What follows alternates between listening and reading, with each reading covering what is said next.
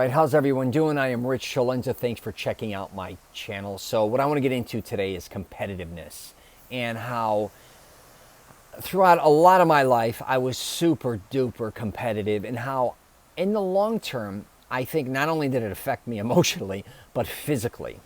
And I think it dated way back to even as a young boy. I've been working out and playing a lot of sports like I think a lot of kids did back in the 70s and 80s. I was obsessed with winning. Don't know why I was so obsessed with winning. But I was just obsessed with, I guess you could say, I just hated to lose. I even started a clothing line actually called SoreLoser Wear. It was a clothing line for people who hated to lose. And the slogan was, it doesn't matter if you win or lose as long as you come in first. But I used to say, I hated losing even more than I liked winning. And I remember even growing up, a lot of the sport, you had all schedules of sports. I would put a W or an L. And to this day, I can almost remember so many of the L's. Even though we had a lot more W's throughout my life, winning a lot of different things, and having a lot of accomplishments, I think about the L's.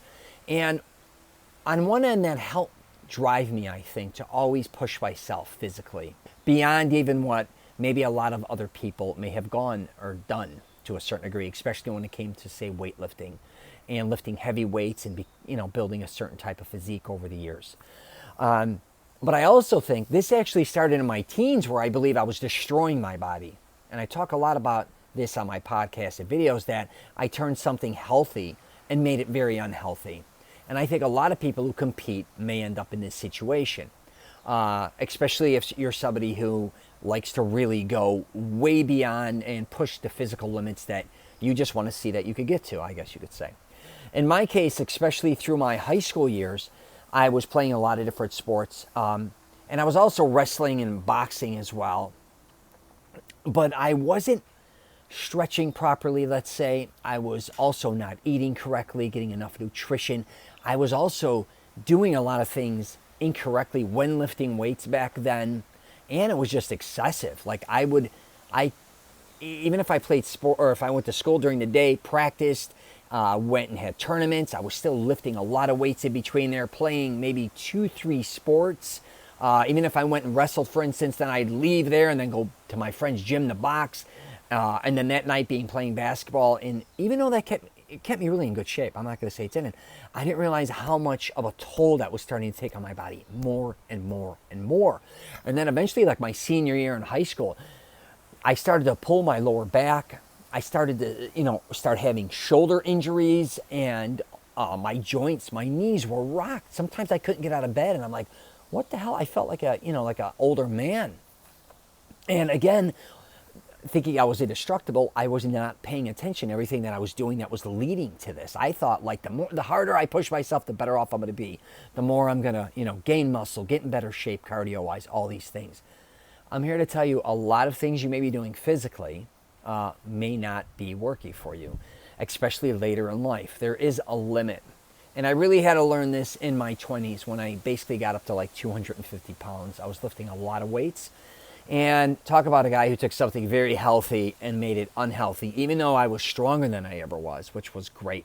I discussed this before. I couldn't even go up a flight of stairs, and I was always sweating profusely. I started to have chest pains, all these different types of things. And, back to competitiveness, I wasn't looking at competing against anybody else at this point in time, starting from my 18-year-old, 19-year-old self up.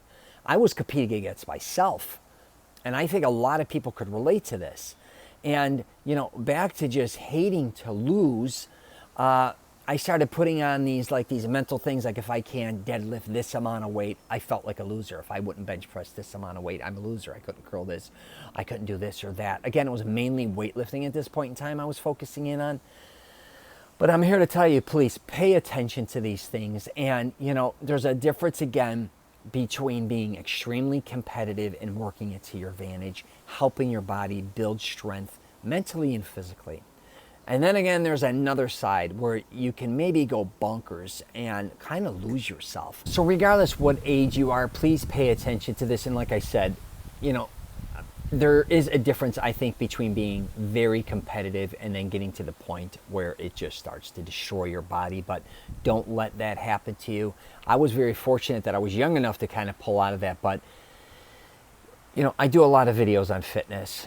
And I don't necessarily care if you work out or not, honestly. I just want you to have a healthy lifestyle. And I want people to be really pain-free, I think, more than anything. I discuss a lot about preventing injuries, or if you've gotten an injury, is really, paying attention and getting that hopefully fixed.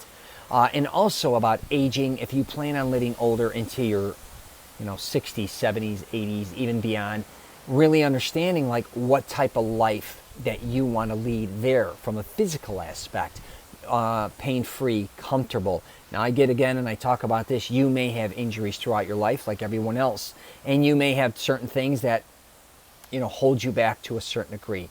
But you really got to look at, especially if you're younger or even middle-aged, what your workouts or lifestyle is doing to you. Is it really helping you or hurting you? And here's the thing too, regarding wanting to be extremely athletic and taking things well beyond what I thought my capabilities were, was, if you're somebody who's in high school and you want to get a scholarship, or if you're in college, maybe you're going to be a professional athlete and all that, I am not here to tell you what you got to do. You know what you got to do.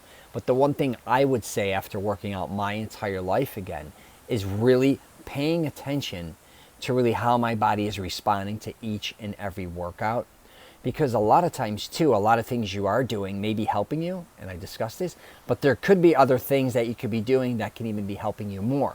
There's other things that also you may be doing that you think are helping you that are actually, again, hurting you or preventing you from taking things to the next level. And a lot of times we may have coaches and we may have trainers that are always kind of telling us what we should or shouldn't be doing, or kind of guiding us. You have to be the one to truly pay attention, because they're not inside your body. You may even understand a lot of times you're pushing yourself. You're like, you know what?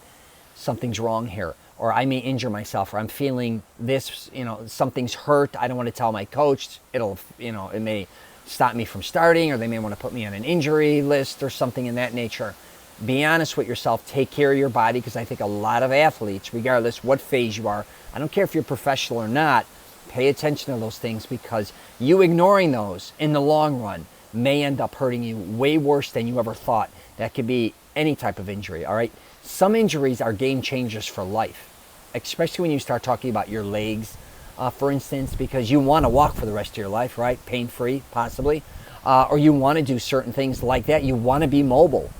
Don't injure yourself, especially you younger guys. It is sometimes not worth it. Just something to really think about, because I think, I've tore up my shoulder, I've had certain injuries, and I have felt that the rest of my life. Like, that is something I'm dealing with. When you're younger, for one, a lot of times you don't even think you're going to get injured. And you do. And like I just said, that could be a game changer for the rest of your life. So please pay attention to that.